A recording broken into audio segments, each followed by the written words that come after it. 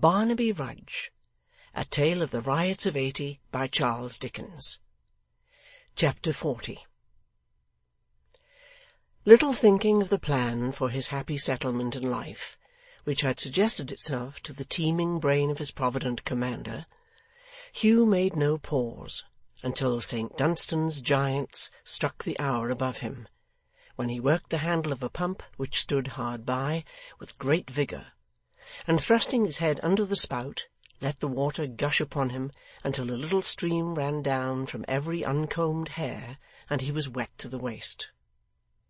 Considerably refreshed by this ablution, both in mind and body, and almost sobered for the time, he dried himself as he best could, then crossed the road and plied the knocker of the Middle Temple Gate. The night porter looked through a small grating in the portal with a surly eye, and cried, "Halloa!" which greeting Hugh returned in kind, and bade him open quickly. "We don't sell beer here," cried the man. "What else do you want?" "To come in," Hugh replied, with a kick at the door. "Where to go?" "Paper Buildings." "Whose chambers?" "Sir John Chester's." Each of which answers he emphasized with another kick. After a little growling on the other side, the gate was opened, and he passed in, undergoing a close inspection from the porter as he did so. "You wanting Sir John at this time of night?" said the man. "Ay," said Hugh. "Ay, what of that?" "Why, I must go with you and see it you do, for I don't believe it." "Come along, then." Eyeing him with suspicious looks, the man with key and lantern walked on at his side, and attended him to Sir John Chester's door, at which Hugh gave one knock, that echoed through the dark staircase like a ghostly summons, and made the dull light tremble in the drowsy lamp. "D'ye think he wants me now?" said Hugh. Before the man had time to answer, a footstep was heard within, a light appeared, and Sir John, in his dressing-gown and slippers, opened the door. "I ask your pardon, Sir John," said the porter, pulling off his hat. "Here's a young man says he wants to speak to you. It's late for strangers. I thought it best to see that all was right." "Aha!" cried Sir John, raising his eyebrows. "It's you, messenger, is it? Go in." "Quite right, friend. I commend your prudence highly. Thank you. God bless you. Good night." To be commended, thanked, God blessed, and bade good night by one who carried Sir before his name, and wrote himself M.P. to boot, was something for a porter. He withdrew with much humility and reverence. Sir John followed his late visitor into the dressing-room, and sitting in his easy chair before the fire, and moving it so that he could see him as he stood, hat in hand, beside the door, looked at him from head to foot. The old face, calm and pleasant as ever, the complexion quite juvenile in its bloom and clearness, the same smile, the wonted precision and elegance of dress, the white well-ordered teeth, the delicate hands, the composed and quiet manner, everything as it used to be, no mark of age or passion, envy, hate, or discontent, all unruffled and serene, and quite delightful to behold. He wrote himself M.P., but how? Why, thus. It was a proud family, more proud, indeed, than wealthy. He had stood in danger of arrest, of bailiffs, and a jail, a vulgar jail, to which the common people with small incomes went.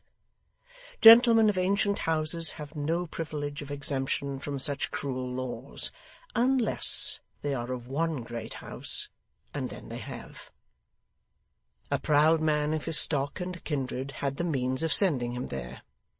He offered, not indeed to pay his debts, but to let him sit for a close borough until his own son came of age, which, if he lived, would come to pass in 20 years. It was quite as good as an insolvent act, and infinitely more genteel. So Sir John Chester was a member of Parliament. But how Sir John? Nothing so simple or so easy. One touch with the sword of state, and the transformation was effected. John Chester, Esquire, M.P., attended court, went up with an address, headed a deputation. Such elegance of manner, so many graces of deportment, such powers of conversation could never pass unnoticed. Mr. was too common for such merit. A man so gentlemanly should have been, but fortune is capricious, born a duke, just as some dukes should have been born labourers. He caught the fancy of the king, knelt down a grub, and rose a butterfly. John Chester, Esquire, was knighted and became Sir John. "I thought, when you left me this evening, my esteemed acquaintance," said Sir John, after a pretty long silence, "that you intended to return with all dispatch." "So I did, master." "And so you have?" he retorted, glancing at his watch. "Is that what you would say?" Instead of replying, Hugh changed the leg on which he leant, shuffled his cap from one hand to the other, looked at the ground, the wall, the ceiling, and finally at Sir John himself, before whose pleasant face he lowered his eyes again, and fixed them on the floor. "And how have you been employing yourself in the meanwhile?" quoth Sir John, lazily crossing his legs. "Where have you been? What harm have you been doing?" "No harm at all, master," growled Hugh with humility. "I've only done as you ordered." "As I what?" returned Sir John. "Well then," said Hugh uneasily, "as you advised, or said I ought, or said I might, or said that you would do if you was me.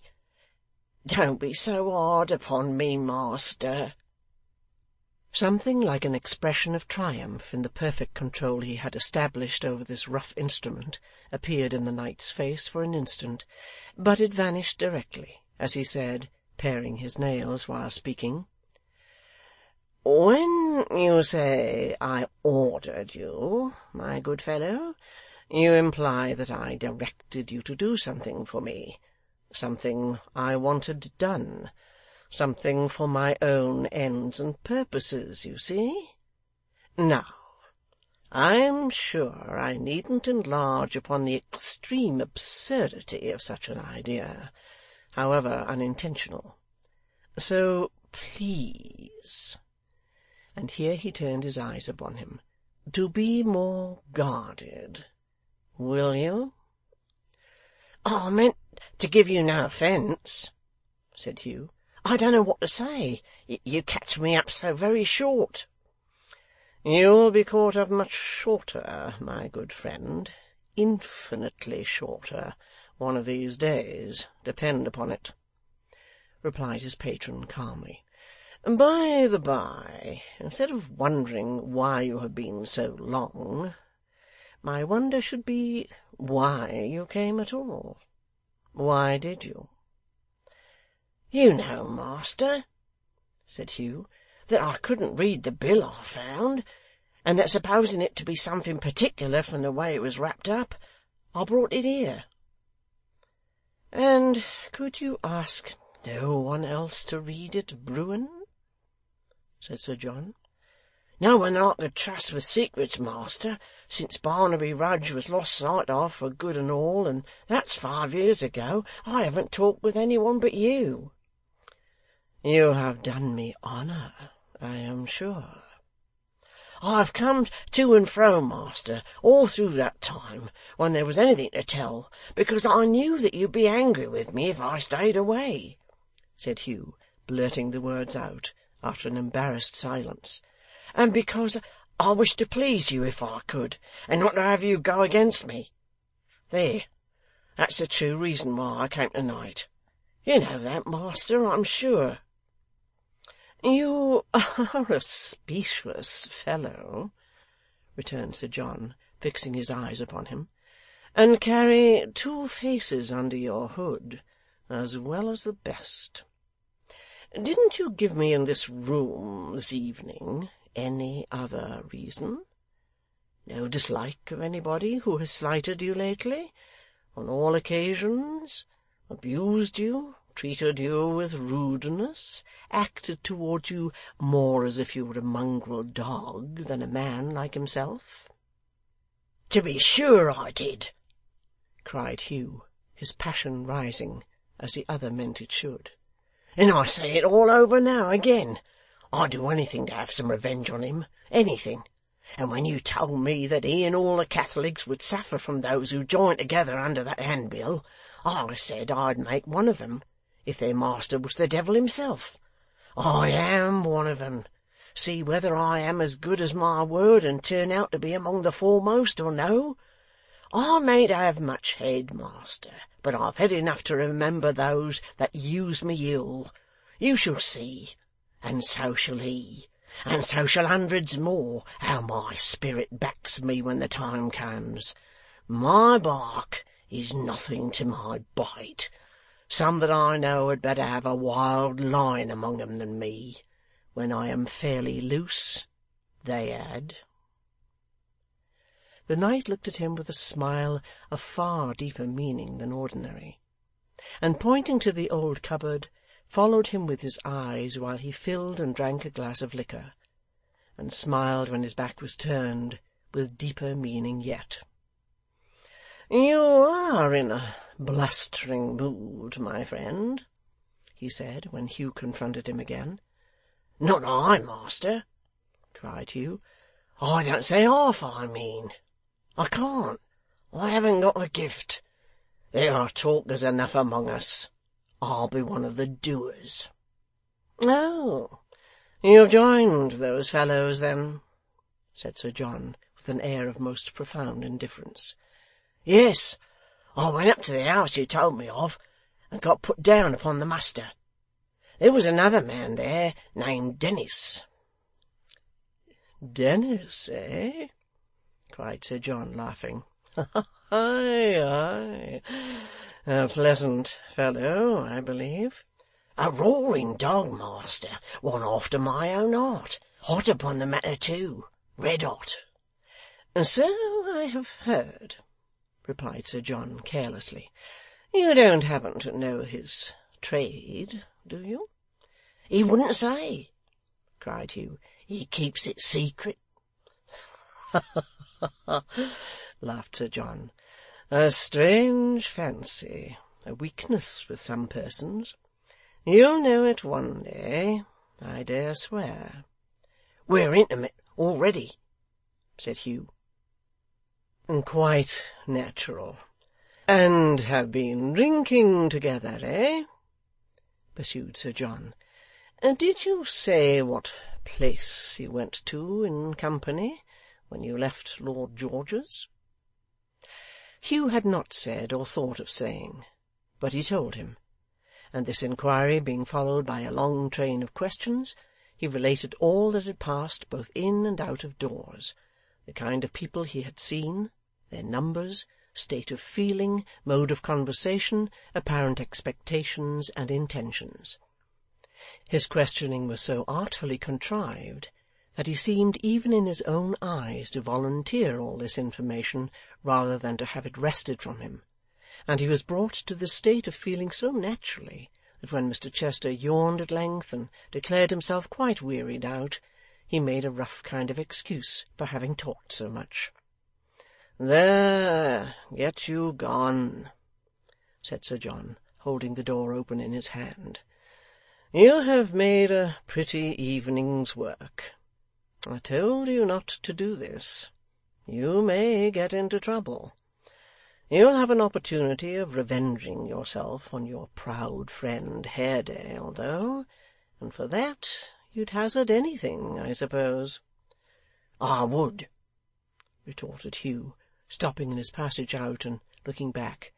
'But what do I risk? What do I stand a chance of losing, master? Friends? Home? A fig for 'em all. I have none. They are nothing to me. Give me a good scuffle. Let me pay off old scores in a bold riot where there are men to stand by me, and then use me as you like. It don't matter much to me what the end is.' 'What have you done with that paper?' said Sir John. 'I have it here, master.' 'Drop it again as you go along. It's as well not to keep such things about you.' Hugh nodded, and touching his cap with an air of as much respect as he could summon up, departed. Sir John, fastening the doors behind him, went back to his dressing-room, and sat down once again before the fire, at which he gazed for a long time in earnest meditation. 'This happens fortunately,' he said, breaking into a smile, 'and promises well. Let me see. My relative and I, who are the most Protestant fellows in the world, give our worst wishes to the Roman Catholic cause, and to Saville, who introduces their bill, I have a personal objection besides. But as each of us has himself for the first article in his creed, we cannot commit ourselves by joining with a very extravagant madman, such as this Gordon most undoubtedly is. Now really, to foment his disturbances in secret, through the medium of such a very apt instrument as my savage friend here, may further our real ends, and to express at all becoming seasons, in moderate and polite terms, a disapprobation of his proceedings, though we agree with him in principle, will certainly be to gain a character for honesty and uprightness of purpose, which cannot fail to do us infinite service and to raise us into some importance. Good. So much for public grounds. As to private considerations, I confess that if these vagabonds would make some riotous demonstration, which does not appear impossible, and would inflict some little chastisement on Haredale as a not inactive man among his sect, it would be extremely agreeable to my feelings, and would amuse me beyond measure. Good again, perhaps better. When he came to this point, he took a pinch of snuff, and beginning slowly to undress, he resumed his meditations by saying with a smile, I do fear exceedingly that my friend is following fast in the footsteps of his mother. His intimacy with Mr Dennis is very ominous, but I have no doubt he must have come to that end anyway. If I lend him a helping hand, the only difference is that he may, upon the whole, possibly drink a few gallons or puncheons or hogsheads less in this life than he otherwise would. It's no business of mine. It's a matter of very small importance. So he took another pinch of snuff and went to bed. End of chapter 40.